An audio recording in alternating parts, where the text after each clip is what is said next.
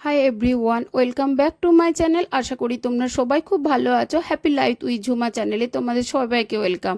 আর সকালবেলায় আমি এখন ঠাকুরের পর্দাটা সরিয়ে নিলাম।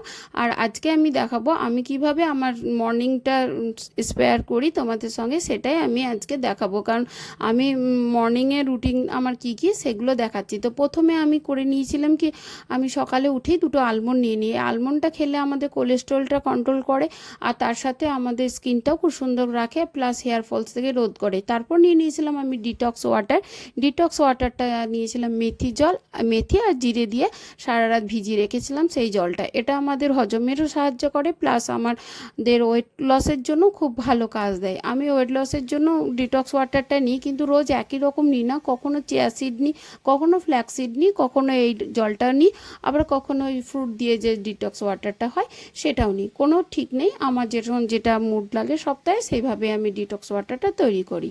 আর এখন আমি করে নিচ্ছি একটু যোগা, কারণ আমার এক্সারসাইজটা আমার রেগুলার দরকার। আধ ঘন্টা হলেও আমাকে করতে হয়, কারণ এটা আমার শরীরের জন্য দরকার, আমাকে করতেই হবে কিছু। আর এতে মাইন্ডটাও খুব ফ্রেশ থাকে, শুধু মানে শরীর নয়, আমাদের মাইন্ডটা খুব ভালোভাবে ফ্রেশ রাখে। তার জন্য আমি কিছু কিছু এক্সারসাইজ আছে যেগুলো আমি করে নিই। আর এক্সারসাইজ করার আধ ঘন্টা পর আমি নিয়ে নিই 1 কাপ চা, কারণ এক্সারসাইজ করার পরই কিন্তু চাটা খাওয়া উচিত নয়, আধ ঘন্টা রেস্ট নেওয়াটা উচিত। আর কখনো নিই লিকার চা, কখনো নিই দুধ চা, সেটা আবার আমার মুডের উপর নির্ভর করে। যদি মুড ভালো থাকে তাহলে লিকার চা, আর মুড যদি খিটখিটে থাকে তাহলে একটু দুধ চা খেয়ে মুডটাকে ঠিক করে নিই।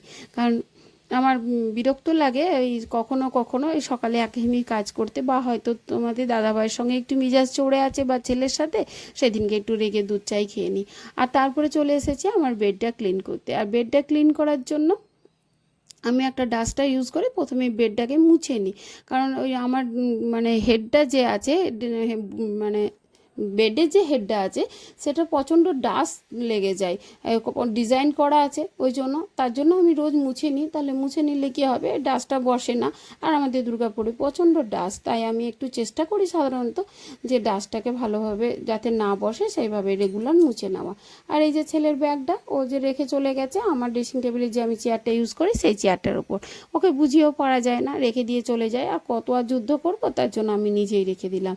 আর ওর স্টাডি টেবিলটাও একটু গুছিয়ে দিলাম। ওই রাত্রেবেলায় পড়াশুনো করেছে, তারপর তো সকালে উঠে স্কুল চলে গেছে, ও আর সময় পায়নি, সেই জন্য আমি পরিষ্কার করে নিয়েছিলাম। আর এরপর করে নিচ্ছি আমি ওই আমার মেডিসিনগুলো রেখে দিচ্ছি, যেগুলো রাত্রে ইউজ করেছিলাম, যেসব ক্লেচার ইউজ করা হয়েছিল ওগুলো রাত্রে ওইভাবে রয়ে গেছিলো। সত্যি কথা বলতে কি গো, জানো তো গো, শরীরটা না আমার রাতের দিকে আর চলে না, শরীরটা আমার রাতের দিকে একটু ক্লান্ত লাগে, যত রাত হয় ক্লান্ত লেগে যায়, তো ওই জন্য আর পারি না গো। ওই তার জন্য সকালবেলায় একটু যখন মুডটা ফ্রেশ থাকে বা শরীরটাও খুব ভালো থাকে তখন আমি করে নিই। তাছাড়া এই 2-3 দিন মাইগ্রেনের যন্ত্রণায় খুব ভুগেছি, ওই জন্য আর ভালো করে গুছিয়ে রাখতে পারিনি, এখন গুছিয়ে নিলাম। আর এই যে রান্নাঘরের জিনিসপত্রগুলো ওগুলো এখন গুছিয়ে নিচ্ছি, কারণ আমার এরপর আমি চলে এসেছি রান্নাঘরটা ক্লিন করার জন্য। কারণ রান্নাঘরটা ক্লিন না হলে না আমার কাজ করতে মন বসে না। রান্নাঘরটা ক্লিন থাকবে, তারপর অনেকটা স্পেস ফাঁকা হবে, সেই তারপর কাজ করতে আমার খুব ভালো লাগে। কারণ দেখবে আর রান্নাঘর এলোমেলো হয়ে থাকলে কাজ করতে সেভাবে মন লাগে না। এখানেই তো আমাদের সারাদিনটা কেটে যায়, তাই এখানটা যদি একটু পরিষ্কার পরিচ্ছন্ন টিপটপ নাই বা থাকবে, তাহলে আমাদের মনটা ভালো থাকবেই বা কেমন করে। ওই জন্য আমি চেষ্টা করি সবসময় রান্নাঘরটাকে ভালো করে পরিষ্কার। আমার এই বোতলগুলো এখানে থাকে না, আমার বোতল রাখার অন্য একটা জায়গা আছে জানো তো, তো ওটা একটু প্রবলেমের জন্য এখানে জলের বোতলগুলো রাখা হয়েছে। ওটা ঠিক হয়ে যাবে, ডাকছি যে আমার ইন্টেরিয়রটা করেছে তাকে বারবার ডাকা হচ্ছে, আসছে না, সে ঠিক করে দিয়ে গেলেই ওখান থেকে বোতলগুলো সরে যাবে। আর আমি এখন ক্লিন করে নিচ্ছি ঘরটা, কারণ আজকে ছিল বৃহস্পতিবার, একটু ক্লিন করে করেই তো পুজোটা দেবো। আমি চেষ্টা করি সকালবেলায় সবসময় ঘরটা ঝাঁটিয়ে নেওয়ার বা পরিষ্কার করে নেওয়ার, কারণ কি সারাদিনটা তাহলে খুব নিশ্চিন্তে থাকা যায়। তাছাড়া দেরি হয়ে গেলে খুব অসুবিধা হয়ে যায়, কিন্তু সব দিন সেটা হয়ে ওঠে না। কারণ যেদিন তোমাদের দাদাভাই খেয়ে যায় সেদিন আগে ওকে রান্না করে খাইয়ে দিই, পাঠিয়ে দিই, তারপর আমি এগুলো কাজগুলো করি। তো ওই জন্য আমি রোজ যা হয় না, আজকে যখন দেখলাম একটু সময় আছে ভালো করে মুছে নিলাম, তারপর ফ্রেশ হয়ে এসে এবার আমি আমার রান্নাটা বসিয়ে দিয়েছি। ভাতটা প্রথমে বসিয়ে দিলাম, এটা বসিয়ে দিলে কি হয় একটা নিশ্চিন্তে থাকা যায় যে ভাতটা ততক্ষণে হয়ে উঠুক, আর আমি এবার করে নেবো টিফিন।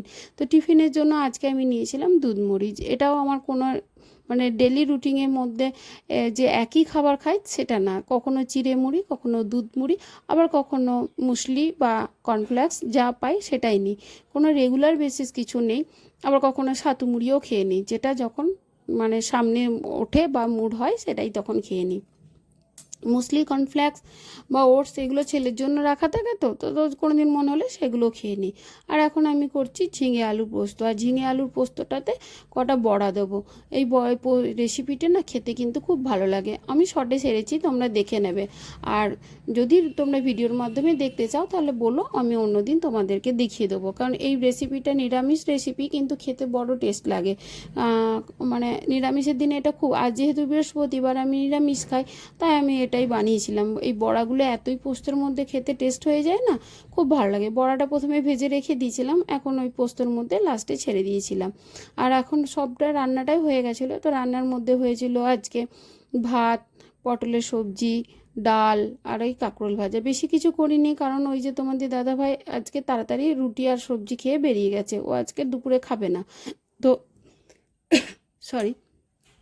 তো ওই জন্য কী করেছিলাম, ছেলে আর আমি দুজনে একসঙ্গেই মানে খেয়ে নিয়েছিলাম, যা পেরেছিলাম সেই দিয়ে, বেশি কিছু রান্না করিনি, কারণ ও বেশি কিছু খায় না, ভালোবাসে না।